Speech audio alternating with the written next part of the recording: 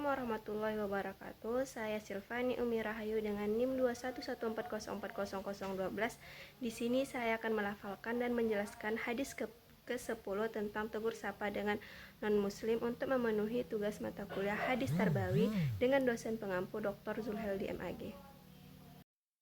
Bismillahirrahmanirrahim. Hadis Aisyah radhiyallahu anha qalat ista'dana rahtun minal yahudi ala rasulillah sallallahu alaihi wasallam faqalu assalamu alaikum faqalas Aisyah bal alaikumus samu wallan na'anatu faqala Rasulullah sallallahu alaihi wasallam ya Aisyah innallaha yuhibbur rifqa fil amri kullihi qalas alam tasma' ma qalu qala qad qaltu wa alaikum.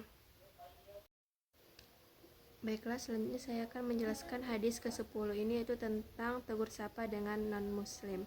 Di mana hadis ini dari Aisyah, ia berkata sekelompok orang Yahudi meminta izin kepada Rasulullah SAW. Mereka berkata, Assalamualaikum, semoga engkau mati. Aisyah mengatakan bahkan kematian dan laknat untuk kalian. Rasulullah berkata kepada Aisyah, wahai Aisyah, sesungguhnya Allah mencintai keramahan dan kelemah lembutan dalam segala hal. Aisyah merespon, apakah engkau tidak dengar apa yang mereka katakan, wahai Rasulullah? Rasulullah menjawab, iya, dan telah kujawab, wa'alaikum.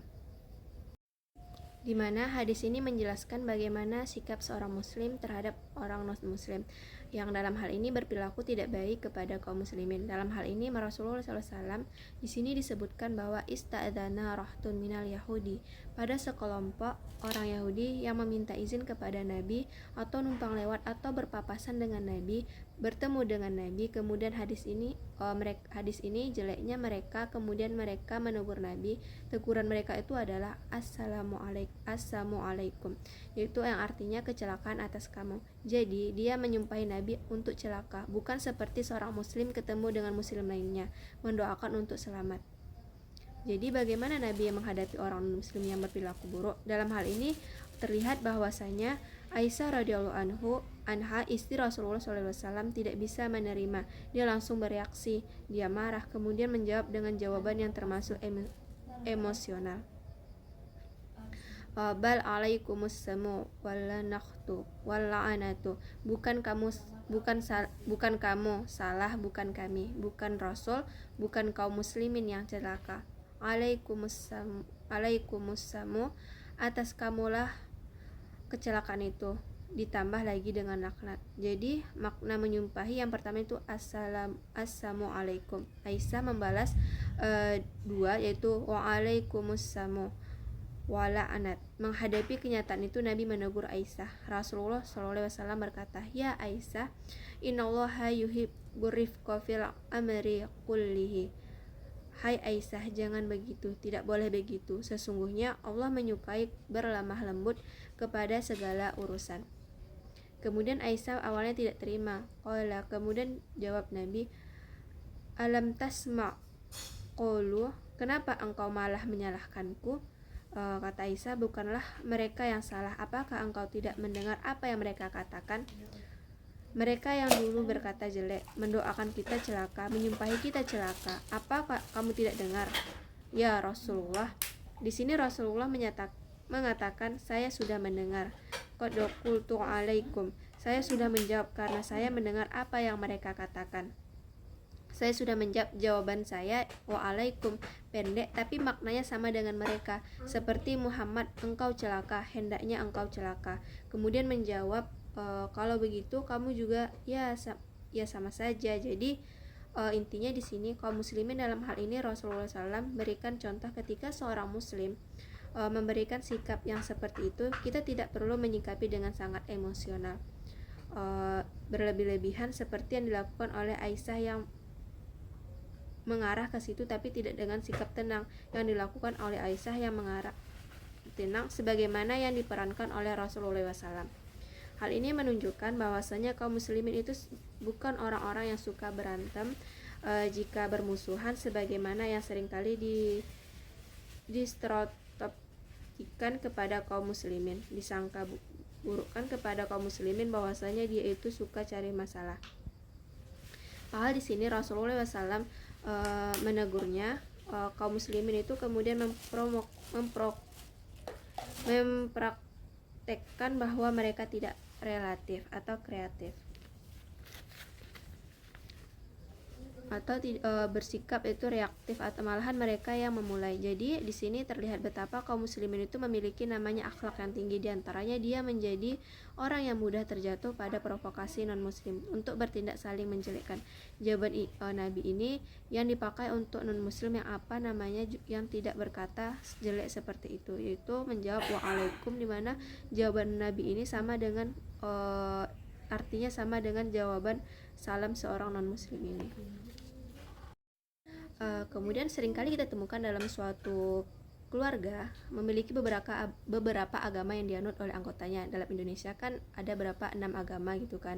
Sedangkan di Indonesia ini kan ketika umur sudah 17 tahun seorang anak bebas untuk memilih agamanya.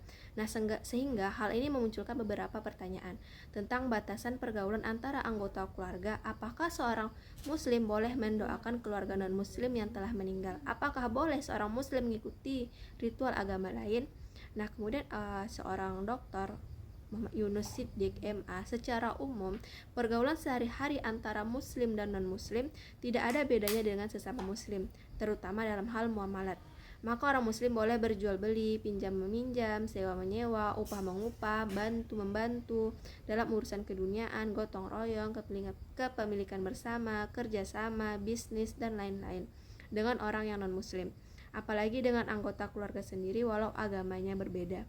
Namun, jika menyangkut perkara ibadah seperti melaksanakan ritual ibadah non-muslim, mendoakan orang yang telah meninggal dari keluarga yang non-muslim, maka ini dilarang karena Allah Subhanahu wa taala melarang mencampur adukan urusan agama.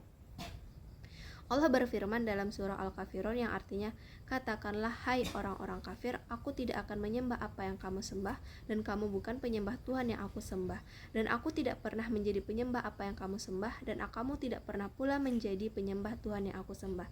Untukmu agamamu, untukku agamaku. Nah, atas dasar ini ulama sepakat tidak boleh bagi seorang muslim mengikuti ritual agama lain, baik itu di tempat ibadah mereka ataupun di rumah, baik itu pada hari besar mereka atau pada hari biasa. Tidak ada toleransi dalam urusan ritual ibadah, maka orang muslim tidak boleh mendampingi keluarganya yang sedang beribadah di gereja, kuil, atau tempat ibadah lainnya. Termasuk perkara ibadah adalah mendoakan non-muslim yang telah meninggal. Para ulama sepakat bahwa memohon ampunan dan rahmat bagi orang kafir serta mendoakan sepeninggal mereka merupakan hal yang dilarang. Larangan ini berdasarkan dalil-dalil sharih dari Al-Quran, Sunnah, dan Ijma'. Di mana dalam Quran Surah At-Taubah ayat 113-114 yang artinya, tiadalah sepatutnya bagi Nabi dan orang-orang yang beriman memintakan ampun kepada Allah bagi orang-orang musyrik, walaupun orang-orang musyrik itu adalah kaum kerabatnya, sesudah jelas bagi mereka bahwasanya orang-orang musyrik itu adalah penghuni neraka jahanam. Dan permintaan ampun dari Ibrahim kepada Allah untuk bapaknya tidak lain hanyalah karena suatu janji yang telah dikerarkannya kepada bapaknya itu. Maka tatkala jelas bagi Ibrahim bahwa bapaknya itu adalah musuh Allah, maka Ibrahim berlepas diri padanya. Sesungguhnya Ibrahim adalah seorang yang sangat lembut hatinya bagi penyantun. Kemudian dalam ayat Quran Surah Taubah ayat 84 yang artinya, dan janganlah kamu sesekali menyembayangkan jenazah seorang yang mati di antara mereka, dan janganlah kamu berdiri atau mendoakan di kuburnya. Sesungguhnya mereka telah kafir kepada Allah dan Rasulnya, dan mereka mati dalam keadaan fasik atau keluar dari Islam. Nah, atas dasar ini ulama tidak membolehkan seorang muslim mendoakan keluarganya non muslim yang telah meninggal, termasuk orang tuanya sendiri, sebagaimana Nabi Ibrahim yang dilarang mendoakan ayahnya. Termasuk perkara mendoakan adalah mengucapkan salam seperti yang kita bahas mengenai hadis ke-10 itu tentang tegur sapa dalam non-muslim. Nah, ulama sepakat tidak boleh seorang muslim mengucapkan salam dengan lafaz doa kepada orang non-muslim. Hal ini berdasarkan hadis ke-10 tadi, hadis riwayat non-muslim, dimana yang artinya dari Abu Hurairah bahwa Rasulullah SAW bersabda, janganlah kalian memulai kaum Yahudi dan jangan pula kaum Nasrani dengan ucapan salam. Jika kalian menjumpai salah seorang mereka di satu jalan,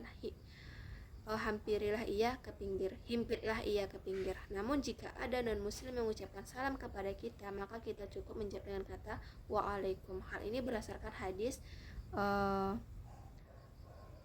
muttafaq alaih, itu dari Muslim, di mana artinya dari Anas bahwa para sahabat bertanya kepada Rasulullah SAW, jika ada ahli kitab yang mengucapkan salam kepada kita, bagaimana menjawabnya? Jawab beliau, jawablah waalaikum. Namun demikian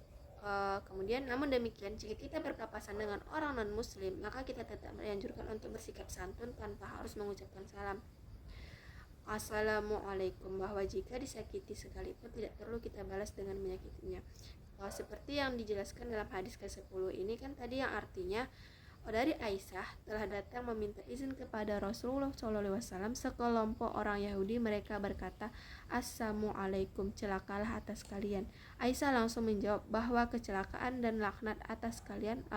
Lalu Rasulullah bersabda, ya Aisyah, Allah menyukai, dimana kan umat Islam ini dilarang mengucapkan kata-kata keji kepada orang lain, walaupun untuk membalas kata-kata keji yang mereka lontarkan. Rasulullah SAW menegur Aisyah karena membalas celaan orang Yahudi secara berlebih-lebihan. Nah, kesimpulan dari hadis ini yaitu Islam adalah agama yang santun. Kita senantiasa diperintahkan bersikap santun kepada siapapun, termasuk kepada keluarga non-muslim. Namun sikap santun kita tetap dengan tidak memperadukkan urusan agama. Tidak boleh mengikuti ritual agama lain, serta mendoakan penganut agama lain setelah meninggal dunia, walau ia adalah orang tua sendiri. Kemudian kaitan hadis ini dengan pendidikan, yaitu hadis ini mengajarkan tentang pendidikan bermasyarakat, pendidikan dalam kehidupan sosial yang bertoleransi, bisa menerima perbedaan dengan orang lain termasuk perbedaan agama, dan bisa bersabar menghadapi hal-hal yang masih kontroversi di antara kelompok yang berbeda itu. Nah, kaum muslimin menyesuaikan diri dengan apa yang ada di sekitarnya, tapi tidak berpaling. Kalau dia berbuat baik, kaum muslimin harus berbuat baik juga, bahkan jauh lebih baik. Kalau dia berbuat tidak baik, contohnya seperti ini, kaum muslimin harus menerima terlebih dahulu dengan baik dan bersikap sebaik-baiknya, agar dia berbuat tidak baik lebih besar lagi dan tidak berbuat tidak baik lebih besar lagi, dan lain sebagainya. Kemudian andaikan dia berbuat yang lebih baik, berbuat buruk lagi sampai memusuhi main fisik dan lain sebagainya, dan itu tidak mungkin lagi didiamkan, baru kemudian kaum muslimin melakukan antisipasi dengan tujuan menjaga kemaslahatan. Kemudian ini indah sekali sistem bergaul dalam masyarakat yang beragama oleh Islami ini.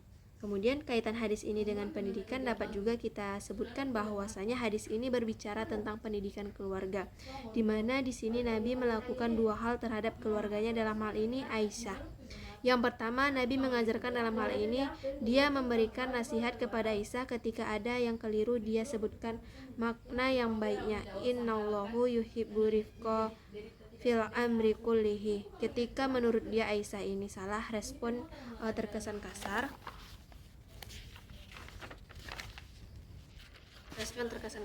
Kemudian Nabi Muhammad menegurnya bahwasanya Allah lebih menyukai umat muslim itu berlemah lembut. Mungkin sekian yang dapat saya sampaikan. Wassalamualaikum warahmatullahi wabarakatuh.